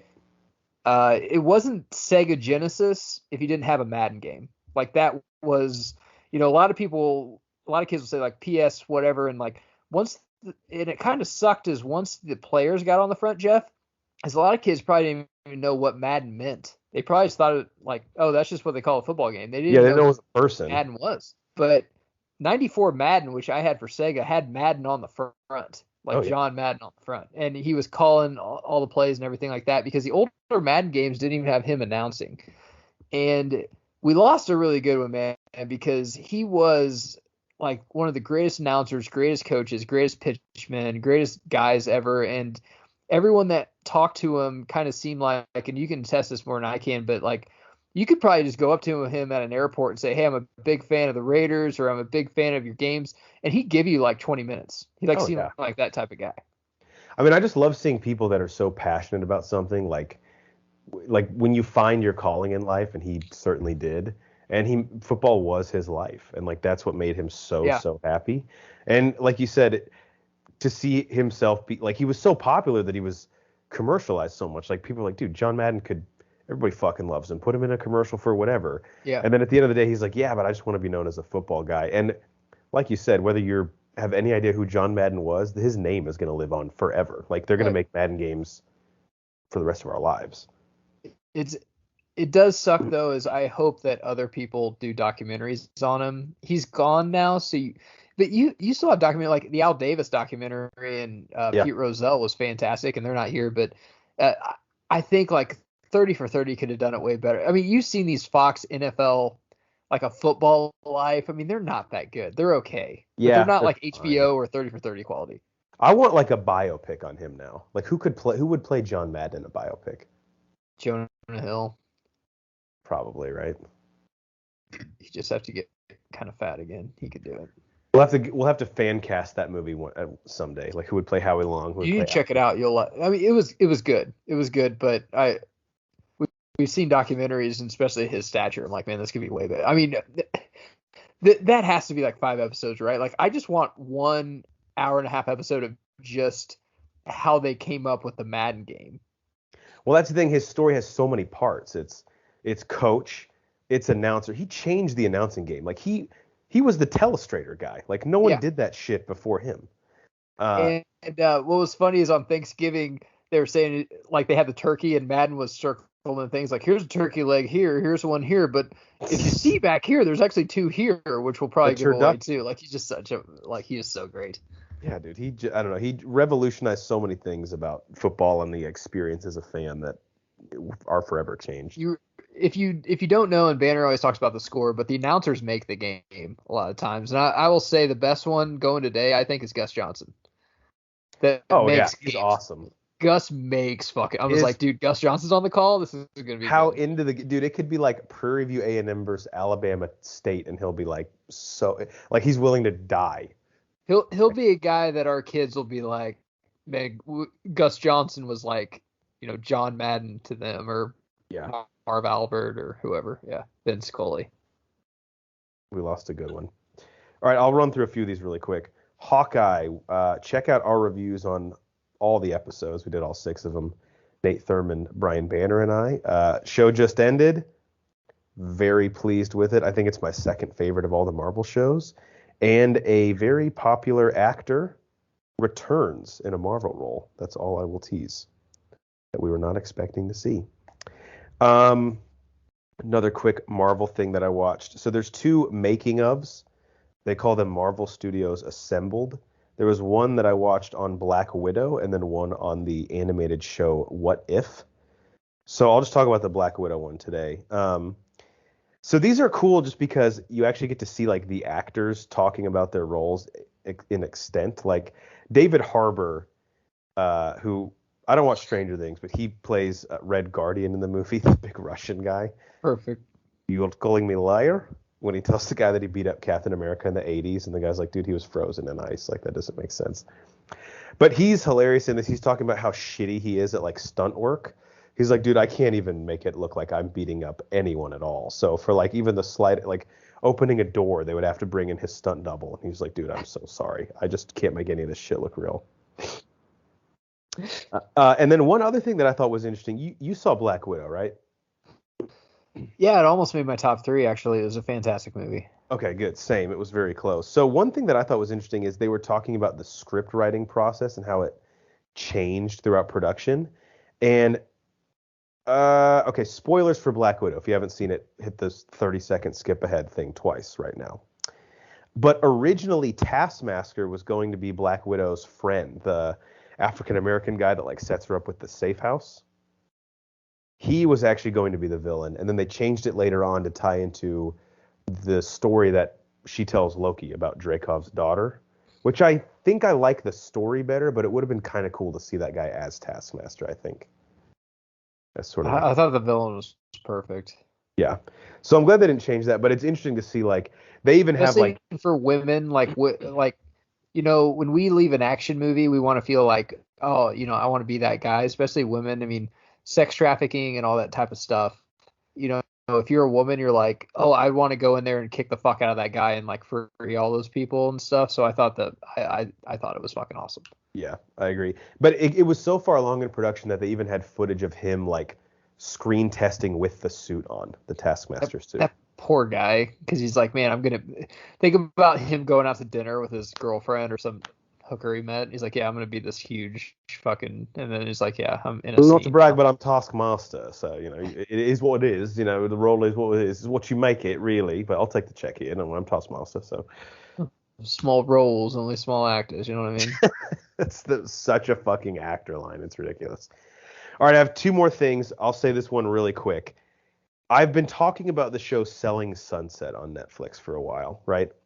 This is my trashy reality TV show that I think everyone needs at least one of these in your life, where you watch it, everyone on it is so dumb and it's so scripted that it makes you feel basically like a genius. Like when you see how stupid these fucking people are. Selling Sunset is on Netflix. We're now through our 4th season, and this is about women real estate agent at a group called the Oppenheim Group in Los Angeles. So they're basically like early 30s to early 40s, like plastic surgery riddled women trying to look like they're 18 again, selling houses to and for celebrities. Okay. And I have one of my favorite quotes, I think, of all time that I just want to read from the show. So at the very end of season 4, I won't spoil anything if there's anyone out there that hasn't seen or wants to see Selling Sunset. But Matt, believe it or not, some of these real estate agent girls are actually arguing with each other. I've seen like 2 episodes of this. So because you had me watch it. Yeah, and it's total trash. But one of the girls' names is Christine, and she has been caught lying about many things, including like pretending to have been engaged to someone that she wasn't. And she has a quote that I absolutely love, and I think anytime any of us get caught doing anything wrong, this is what we should tell both the police, our friends, or any judge who asks us. And this is Christine's quote, verbatim, and I went back and double-checked it to make sure I got it right. When she's caught red-handed, Matt, she says, quote, "All I'm asking you is just please don't judge me for things that happen anymore."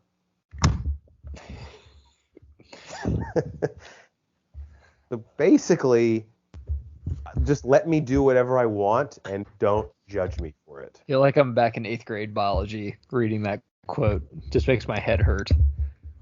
And I think when she says it, they're all very stupid, but even the woman she says it to says, that is a level of dumb that I didn't even know existed among living organisms. So that's my pitch for Selling Sunset. We're through season 4. I have one more thing that you'll really like, but anything else you have that you've watched? Yeah, a couple more things. I watched Eddie with Whoopi Goldberg. Love Eddie. What's that? Is that streaming on anything? It's on free on YouTube. Oh, okay. Good enough. Yeah. No one was at the office this week, so I was like, what should I watch? And I've been on a Larry Johnson highlight reel kick on YouTube. So I'm like, he was on Eddie because he was actually kind of like on Eddie like King Griffey Jr. was on Little Big League.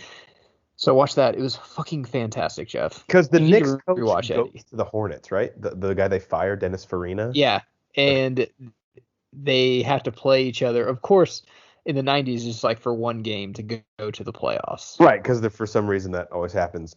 Is Matt Geiger in this movie? No. Damn it. That was before Geiger was on that team.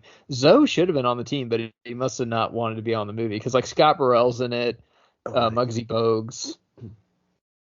Muggsy Bogues was down to play ball, man. He was something Newman, some guard. Kendall Gill wasn't in it. He must have been with Supersonics already or something. Did they have? Yeah. Who was the other? They didn't have Ostertag, did they? No, he was with the Jazz. Okay. Well, Ostertag was in the movie. With he the was Jazz? with the Knicks. Oh, okay. Just him, Mark Jackson, Rick Fox, because Rick Fox's character acted like he only cheated on his wife once, which is acting for him. He's like, I can't relate to this. Gary Payton's in it. I mean, there's a ton. Nick Van Exel. There's like a ton of fucking NBA players in it. Gary Payton's in it, and then the player on the Knicks who shoots too much, his name is Stacey Patton, right? Yeah. It's a good movie, dude. You'll have to fucking rewatch it. And then I've watched, because they have a new movie out, which I don't know if I'm going to see, but I watched a lot of Reno 911. They've been having a lot of reruns on there. I don't know if I'm going to rewatch the other one. It's on Paramount, which I don't get. And it's like they're trying to hunt for QAnon. If you want. What? You can have my login to Paramount if you want. Have you watched it yet? I haven't. But based on your brief description, I don't know. QAnon? It's been too long. And then the QAnon thing's just like really played out. Like South Park's done it and everything. And like, I would like, I don't know. Let's just ask this. Can a Reno 911 show exist in the world today? And that's the thing is that, they're doing the QAnon stuff, and I'm like, all right, they're trying to do political, but like, I'd say if Reno 911 sided with anybody, it'd be like Trump people anyway. So I'm wondering, because they did a lot of racial shit. I mean, on that show, like a ton. Yeah. Like that's all it was. So the movies I never really liked though. I'll I'll cite it to you, but the TV show was perfect. But the movies, because they did, I know a Reno 911 movie. I think they did two, and I didn't like really either one of them. No, they have like the first one. I've only seen Miami, the movie. It has Miami, some funny parts, but on the whole, I would never recommend anyone watch it. Really. No. But the show was great. I mean, I would say the first 3 seasons, maybe 4, were like perfect television. It was so good. I mean, shit, the opening scene, they kill one of their cops on accident at a surprise birthday party. God, there's so many good ones, and like a lot of the actors in it are pretty big actors now. And I'll have to rewatching it on MTV2 is what I was rewatching it on over the Christmas break, and my wife, of course, hasn't seen it, so she was watching it. She's like, "Oh my god, this is great!" I'm like, "Oh yeah," because she watched was it 13 again, or the one with Efron? Yeah, like, 13 again. What was that movie? And Thomas Lennon's in that. And oh she's yeah, like, yeah, yeah. Oh yeah, and I said this is like where he got his start, like Lieutenant Dangle. And then basically after that, he played Lieutenant Dangle in every fucking other show he's ever been in. Well, that's where we get the quote that we love. That's state of Nevada law. Where is that, the brothel or whatever? I love that show. It's so good. Every character is casted so perfectly. I might have to go. Is the show on Paramount? Yeah, if it's on MTV, then it's on Paramount. The show. Although I thought I saw it should be. I mean, it's been on MTV too. It's weird that Comedy Central has been pumping that movie and actually had like the new Reno 911 people, like, you know, in kind of commercials and stuff, but they don't show Reno 911, so they must have lost the copyrights to it or something. I'm not really sure. Because it was always on Comedy Central, not MTV, I think. Yeah. When it was on originally. Yes, it was definitely Comedy Central. Every Wednesday night, I think it was 7th and 8th grade. Like, some of my friends would come over and like we'd watch that show. It was like appointment television for me when it was on. So good. Yeah. Again, the humor is definitely not for everybody, but for me it works. I knew some people that had asked to watch it, like, this is the stupidest thing I've ever seen, and they just didn't get it. I'm like, oh man. That's where Thurman and I got New Boot Goofing. New Boot Goofing. I'm just goofing. New Boot Goofing. And they put his bike through the fucking light pole. He always stole his bike, and then when he pulled that one guy over, and he's a personal trainer, and he's like doing push-ups, like, well, I don't do grandma push-ups, but they're not that good either. The one where they have the DUI checkpoint, and they end up doing like a choreographed dance with all the people there, and step bump, bump. Fuck, I'm gonna have to watch YouTube clips of that tonight, because even like Paul Rudd is in a bunch of them as a. Oh yeah. Keegan-Michael Key is one of the guys. He's like, listen, she's not a hooker. Like, it's not. When they're trying to do Sting, he's like, by the way, can I buy her like $800? So good. Anything else? No, I'm good. All right, I got one last thing. I've done this before, but this time I'm going to see it through the first season. Matt, I started rewatching the Mighty Morphin Power Rangers on Netflix. Yeah, it's good. I'm going to do these one episode at a time, okay? It's not good. Right. So I rewatched episode 1, season 1, episode 1, Day of the Dumpster. Here's the plot synopsis. Following the accidental release of long-imprisoned evil space sorceress Rita Repulsa, a benevolent sage known as Zordon drafts a group of 5 teenagers to help protect the planet as dino-powered warriors of goodness. You and I love this show. We fucking grew up on it. The rewatch, I watch while I'm on the treadmill, because nothing else pumps me up more than this. I have a few quick notes. First off, Bulk and Skull essentially try to sexually assault Kimberly and Trini in the middle of the Angel Grove Gym and Juice Bar. This is the 90s. Like, they ask them on a date, and they say no, and then they, like, lunge at them. And they, of course, like, move out of the way, but, like, what would have happened if they tackled them? Zordon has a quote to Alpha when Rita first surfaced after 10,000 years, where he says, and you totally missed this as a kid, but he says, quote, "Alpha, bring us 5 overbearing and over-emotional humans." That's with attitude, right? Yeah, with attitude. Yeah. And Alpha says, "No, not that. Not teenagers. Not special forces, not like the best athletes in the NFL that are already jacked." Yeah, 5 fucking teens. And it's really funny too when they bring, just because they don't have time in the episode, we need to get to the fighting. When they bring the Power Rangers like as teenagers to Zordon's base, they literally don't ask any questions. He's like, "Here's fucking dinosaur robots go fight people. They're like, all right, well, we don't know you, but we'll take the keys to the car. So it's great too because they were on Angel Grove Juice Bar and like karate gym. It was actually before their time because like juice bars are like a huge thing now. Yeah, it was a weird deal though because there's like pin weight machines on the outside of the juice bar where dudes are just like getting their workout in, and then in the middle there's like always a karate class going on, and then at the top there's just like a juice bar. I mean, basically, if they redid it now, it'd be a CrossFit gym, pretty much. Yeah, basically, it's just as cultish. All right, that's all we've watched.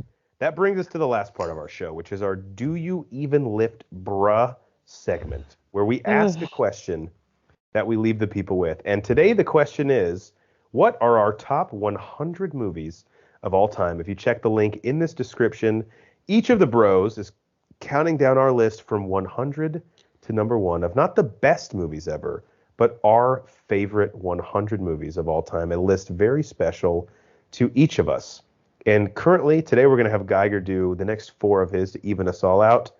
Geiger has his 86th, 85th, 84th, and 83rd favorite movie of all time. Just as a refresher, again, you can click the link to check out the list. Geiger's 87th favorite movie of all time was Angels in the Outfield. Check out our movie commentary on that. Matt, what's your 86th favorite movie in the history of your life? Actually, we watched that this week. Blue Chips. Wow, I thought this would be higher, to be honest. So 90s. I mean, and I used to be huge into college basketball. Now it's hard because you just don't know the players as much anymore. I mean, take what, Jeff? Like 10% of the NBA. I mean, some of them are the biggest stars. They'd still be in college if it's back in the 90s. Least, yeah. And I mean, you used to know these guys, and you used to see somebody in the Elite Eight, when they're a sophomore, like, man, they're going to be a problem in the next 2 years. And then you'd watch them, when there's college basketball kickoff and stuff. This is such a great movie. It's so 90s too, because if it was made now, they'd be like, okay, how can we make this inspirational? Like, no, let's make this a fucking tragedy. Right. And they did because it was true. And it was the first in the 90s. It just seemed like, hey, let's do behind the scenes shit that's true. Like, and that's what they did with the program and this movie and a lot of others. And the casting, dude, Nick Nolte is perfect in this. Channels is inner Bobby Knight, who's also in this, and I love how they use real coaches, a la Eddie, and real players. I mean, Rick Fox is in this too. Rick Pitino. You had Jerry Tarkanian and Jim Boeheim, who were recruiting, and Penny Hardaway and Shaq, who actually they weren't even in the pros yet. They were coming out that year because Shaq was out. He was a rookie first year with Orlando. Because actually, after this movie and playing pickup basketball, he actually went to Orlando. He was like, dude, don't draft C-Webb, draft this dude. Like, because he can get me the ball. Which is a crazy story and really cool. It is actually really crazy that's how Penny went to the Orlando Magic. Which is actually a really good story because they did have C-Webb, like, who would get him the ball? And they kind of clog up. Yeah, you'd have 2 post players, really. Yeah. And whoever played Ricky Rowe was really good. And the whole movie was just perfect. We've talked about this movie before. I mean, it was years ago, but it's a perfect sports movie. Hell, I grew up in the Pentecostal church. Yeah, how he thinks, and just doing the money thing where and any college basketball thing. I mean, especially Duke. Like everyone's like, Duke never did. And I'm like, come on, fuck up. Zion took money to go there. I would maybe say Christian Laettner and some of those Richie kids, maybe not. But I mean, as it went on, especially when it's one and done, you got to pay these kids, and they're there in such a short amount of time. It's hard to prove, so they'll fucking leave. And it's a movie. When I saw it this week, Jeff, I was thinking, man, this is gonna be in 10 years. Kids will be like, so it'll be like the ABA or watching a movie without the 3-point line. You're like, why was this illegal? Because now, you can get paid for your likeness. No, that's a great point.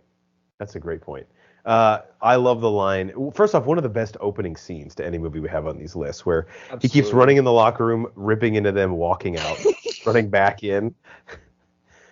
The line where Penny Hardaway's character wants to transfer, and he's like, "Is my mom gonna lose her job?" He goes, "Look, if you made some arrangements that I don't know about." Yeah, he doesn't even want to say it. He's like, Yeah.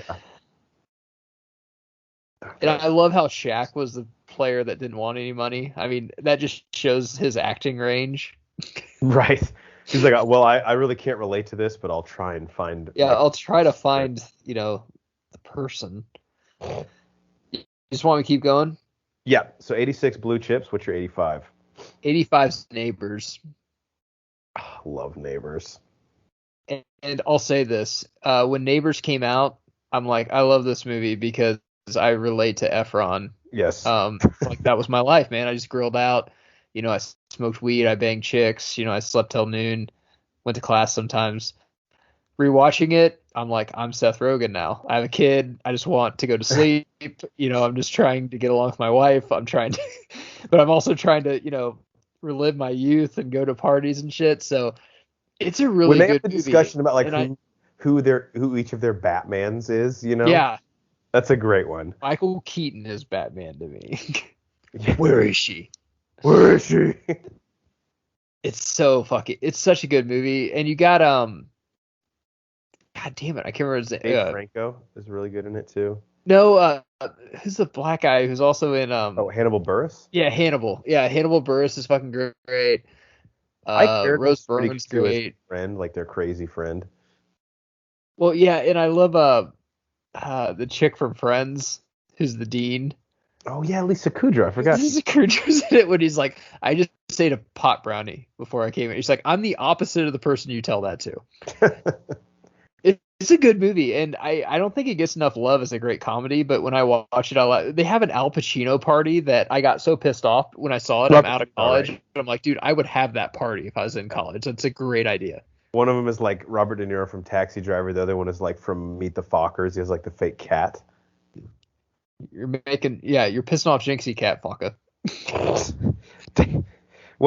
I think your favorite line from that movie is where Dave Franco says to him, "It's like, I don't know, man. As a child of divorce, this kind of seems wrong." Yeah, he's like, well, my parents are still married and love each other, so I think it's hilarious. I love Efron. And that movie really busted Efron out. He was the Disney kid that was just poppy and stuff, and then he did Neighbors. Like, okay, he's ready for some raunchy comedies and some different stuff now. Well, that was the movie where it came out that his coke addiction really was a problem. Yeah, that also showed that he was ready for the fucking big time. Good pick. All right, what's your number 84? 84, Gladiator. Oh, yeah. Can I call this a hangover movie? I don't know why. I like watching it when I'm hungover. It's always on like in the mornings on the weekends, I feel like. It is. It's on. I'm not hungover too much anymore, but I just get done with my workout in the garage and I'm watching my kid. I'm cooking my eggs and Gladiator's on. And it's a movie that I haven't seen all the way through in a really long time. I remember asking it for DVD, how old I am. I asked it for DVD, I think maybe like 5 or 6 Christmases ago, and I got it. And I was back home and I was staying at my aunt's place, and I watched the whole thing before I went out to the bar and partied with all my old high school friends. God, and it just got me in the fucking, I was like, let's go. Yeah. It's a great movie. And what's insane is to show how old it is, Jeff, is like they thought Russell Crowe got in shape for that movie. Imagine if that movie was done today, how roided out whatever actor would be to fucking play Gladiator. Right. And look at Russell Crowe now. How far we've come. And Joaquin Phoenix is in. That was my introduction to Joaquin Phoenix. I don't know if that came out right before Signs. It was close. But to me, that was where I was like, okay, but Signs, he kind of plays like a Shucksy Doodles type guy. Right. Gladiator is where you're like, dude, this guy is not fucking around. He's about to take Hollywood by storm. Ridley Scott, right? Yep. And that's what kind of made me introduced to Ridley Scott anyway. Yeah, because we're not big Blade Runner guys on this pod. Sorry to say it. All right, what's your last one for tonight? Number 83 of all time. 83. I'm going to go Scarface. I don't think this is as great a movie as a lot of people do. Obviously, it's 83 on my list. It's a really good movie. It introduced me, to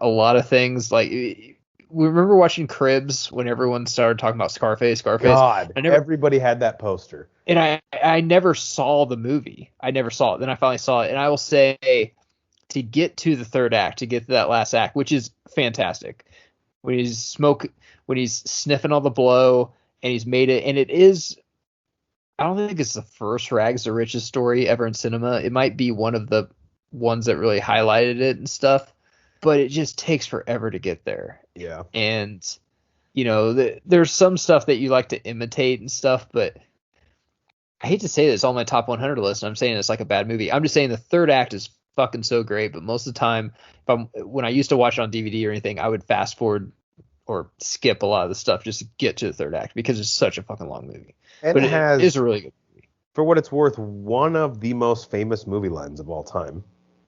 Say hello to my little friend. And I mean, between this and Godfather, like within a 5-year stretch, regardless of what else he did in his career, Al Pacino cemented himself as one of the most iconic actors of all time. It's pretty impressive there. Plus, I'm glad you have Michelle Pfeiffer. Yeah. Like sex symbol Michelle Pfeiffer. Yeah.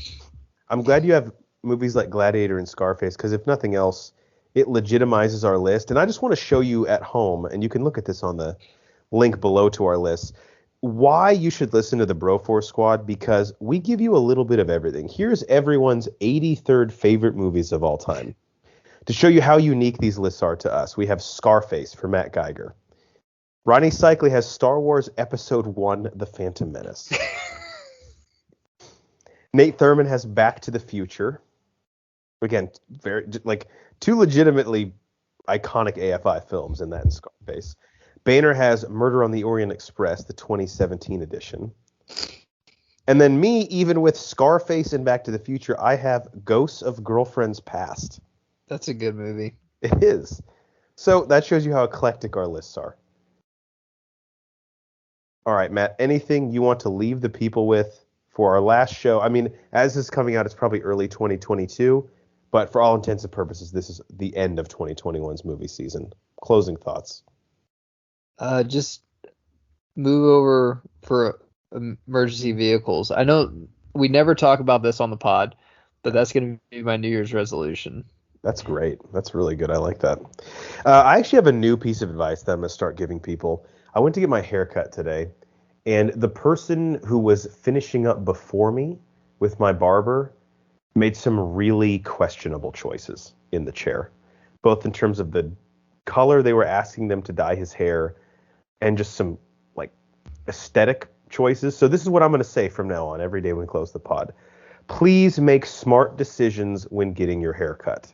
It's not permanent, but it's going to last at least a month, okay? This is not the time to fuck around and find out. It's my tattoo. It says, please make reasonable choices. Seems like an odd thing to get tattooed on your neck. That's from the internship, right? Yeah. Make reasonable choices. He's a mattress salesman. All right, for our enforcer in the paint, Matt Geiger. All the bros not with us. The American hero, Nate Thurman. Mad scientist, Brian Boehner. Our legal counsel, Ronnie Cycli. I am the mayor, Jeff Hornacek. We are the Broforce Squad podcast. Thank you guys for checking us out. It's been an awesome movie year. Catch us soon for our movie preview show for 2022. We appreciate you guys listening to us. Follow us on Twitter at Broforce Squad. Type in Bro Force Squad as 3 separate words on Apple Podcasts, Spotify, YouTube, iHeartRadio, anywhere you find your podcasts. You will find us there, and check out our website and our top 100 lists of all time for our favorite movies, broforcesquad.com. Till next time, we'll see you in 2022. I got 2 calendars as gifts, so now it's like, well, you can't have 2 calendars, you know, like you got to pick one. My mom gave me a calendar for my office, and I'm like, cool. And I'm like, but I have like a calendar on my computer. Like, well, it's basically the same.